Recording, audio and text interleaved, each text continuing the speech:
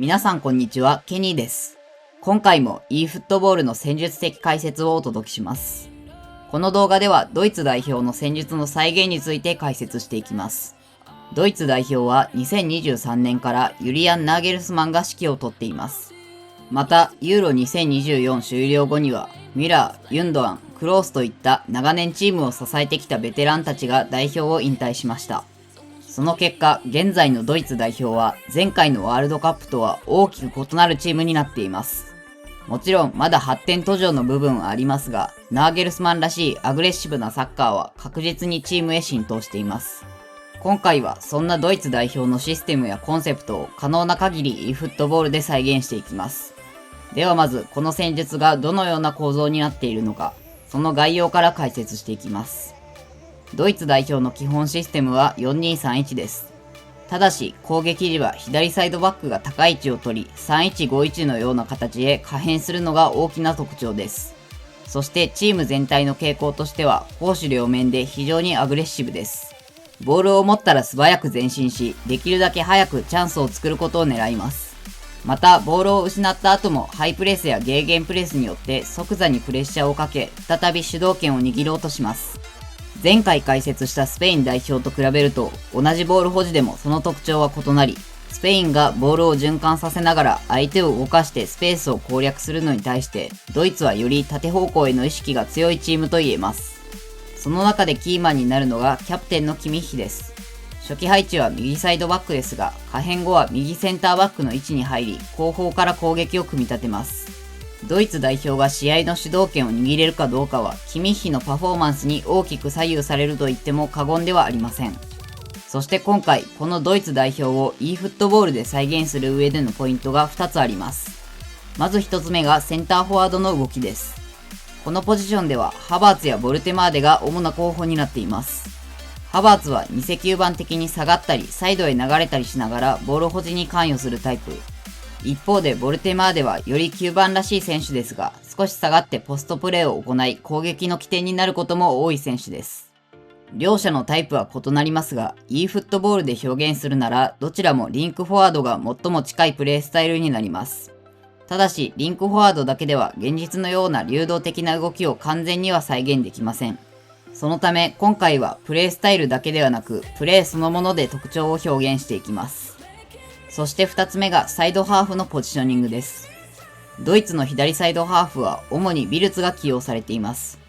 ワールドカップ直前の親善試合や初戦のキュラソー戦では、ビルツが3-1-5-1の大外にポジションを取り、その分左サイドバックのブラウンが中でプレーするシステムが基本でした。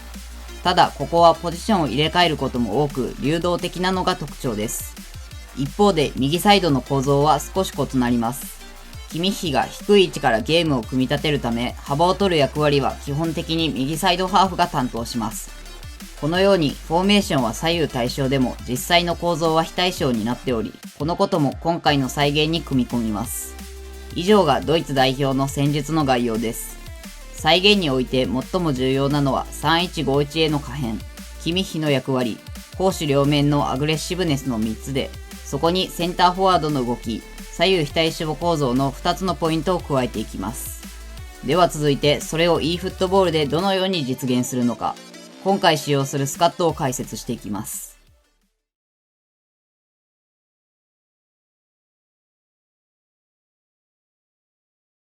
今回のスカットがこちらです。フォーメーションは初期配置の4-2-3-1ではなく、可変後の3-1-5-1をベースにしたものになります。ここから左の CMF にラインダウンを設定することで守備時は4-4-2のブロックを作ります。この守備の形は現実のドイツ代表と同じです。またチームスタイルはショートカウンターを使用します。これはドイツ代表のアグレッシブさを再現する上で非常に重要な要素になります。ではそれぞれのポジションについて解説していきます。まずセンターフォワード。ここはリンクフォワードを起用します。リンクフォワードは裏抜けよりもボールを受ける傾向が強く、ドイツ代表のセンターフォワードを再現する上で最適なプレースタイルです。今回はワールドカップ初戦と同じくハバーツを起用しています。続いてトップ下。ここはセカンドトップ起用にして、さらに選手指示でディフェンシブを設定します。プレースタイルは不問です。これによってムシアラのようにライン間でボールを受けてチャンスにつなげる役割を再現できます。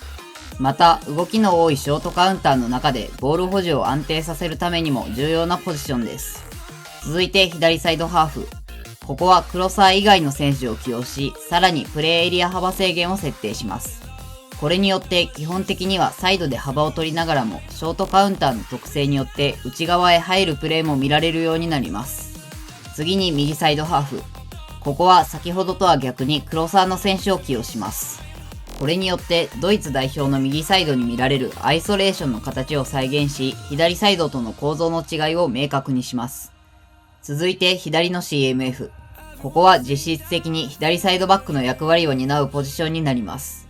先ほども触れたように選手指示でラインダウンを設定し、プレースタイルはハードプレスを起用します。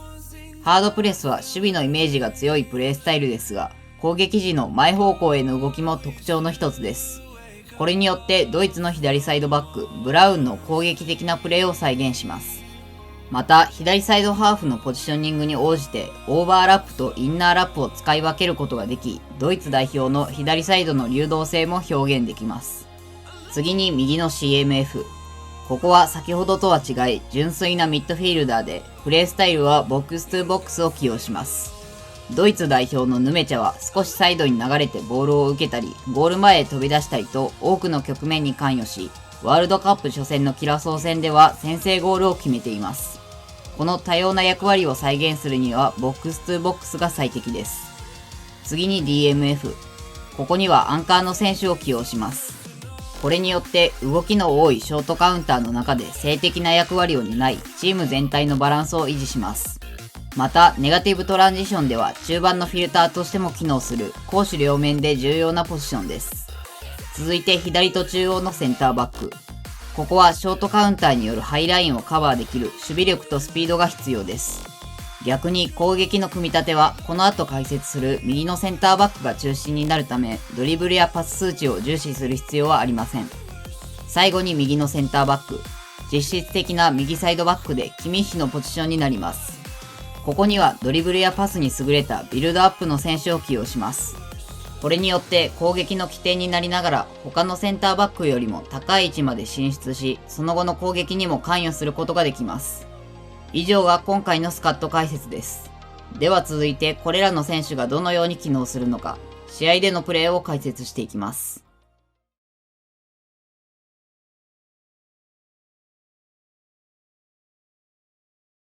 まずはビルドアップの局面から見ていきます。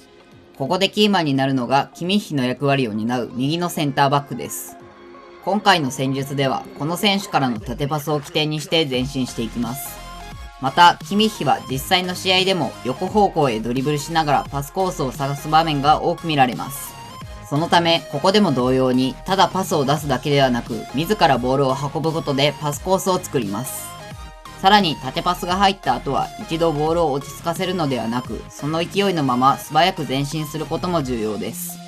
縦パスやドリブルで起点になるプレーと、そこからの素早い前進。この2つによってドイツ代表の攻撃のコンセプトを再現します。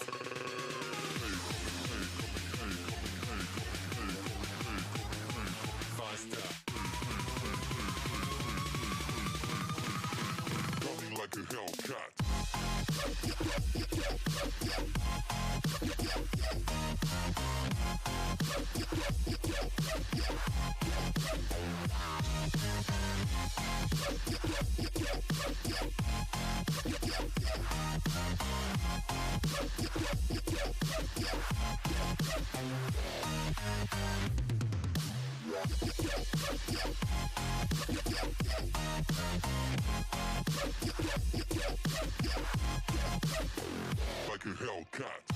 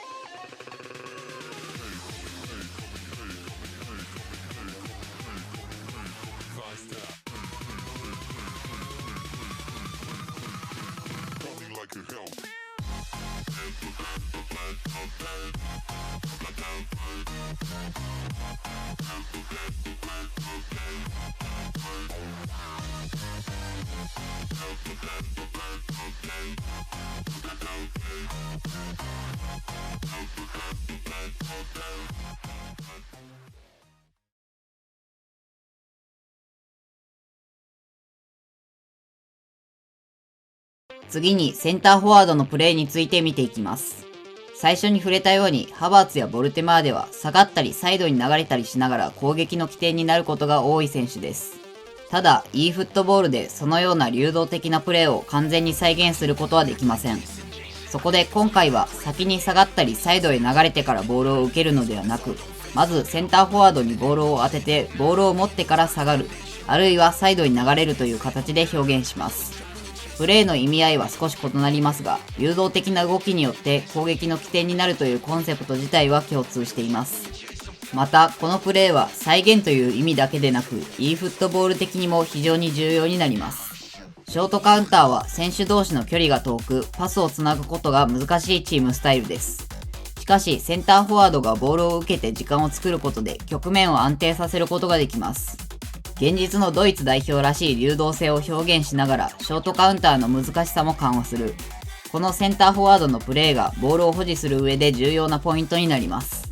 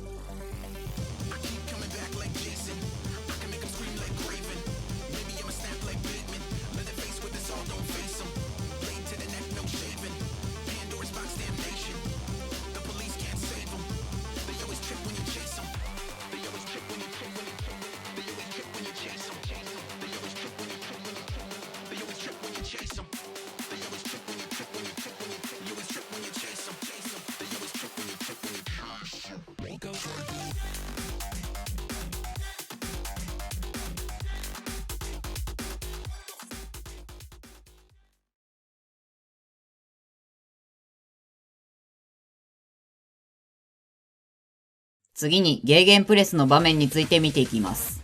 ゲーゲンプレスとはボールを失った直後に行うプレスのことです。現在のドイツ代表はこの局面で非常に高い強度を見せます。単に守備へ切り替えるのではなく、ネガティブトランジションの局面そのものをチャンスと捉え、積極的にボールを奪い返し、カウンターにつなげようとします。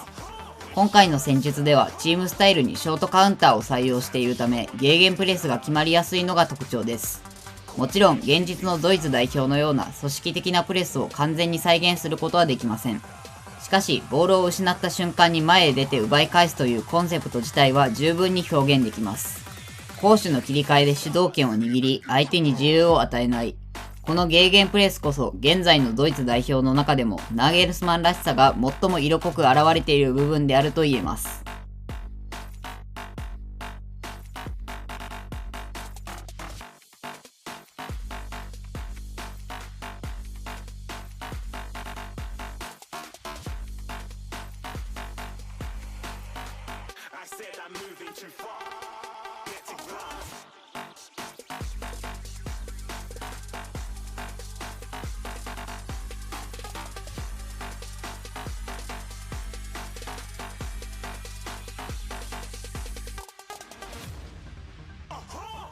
Looking at a shooting star.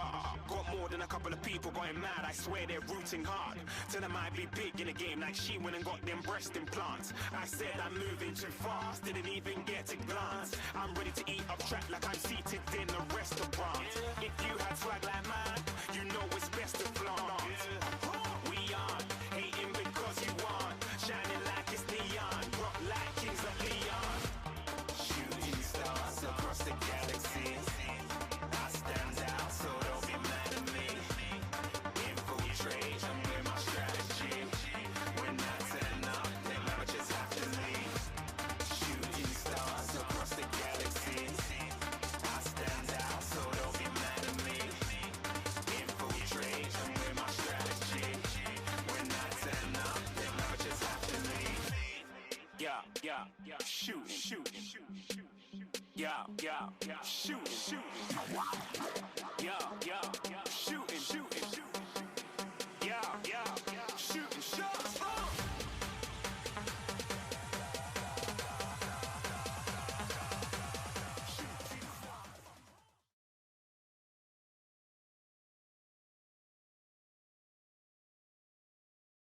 最後にフィニッシュの局面について見ていきます。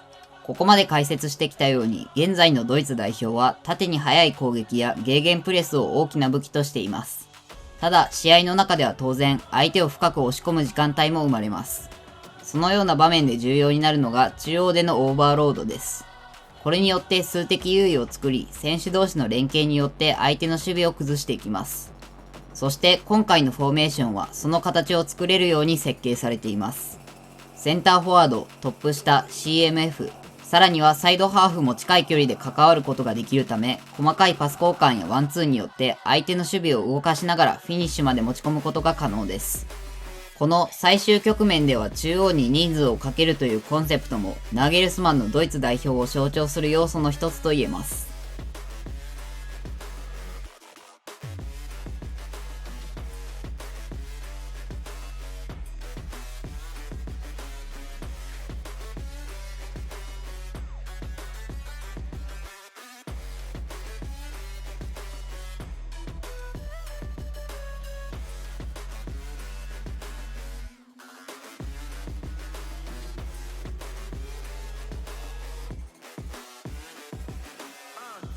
God that the brothers on the rise now.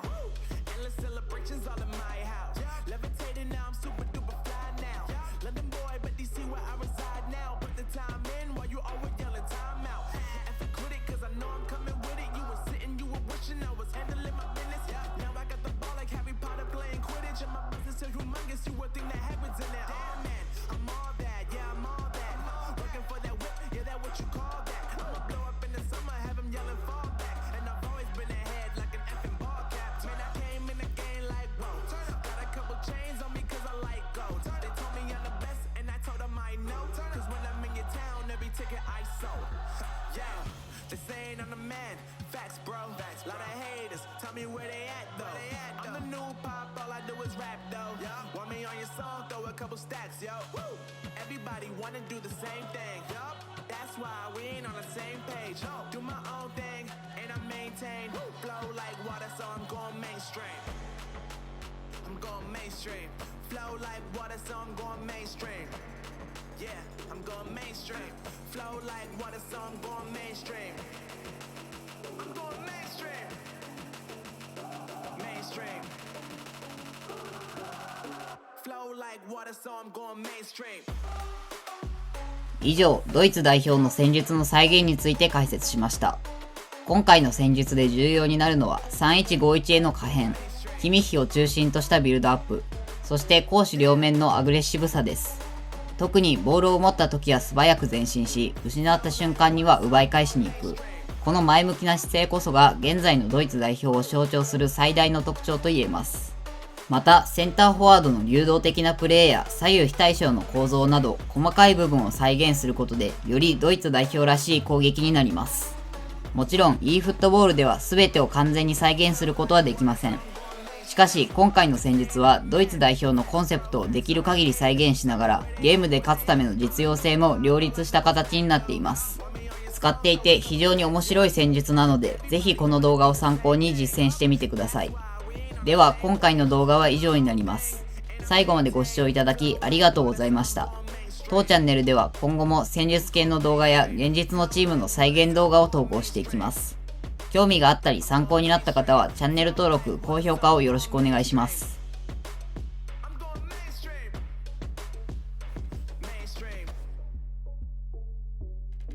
Flow like water, so I'm going mainstream.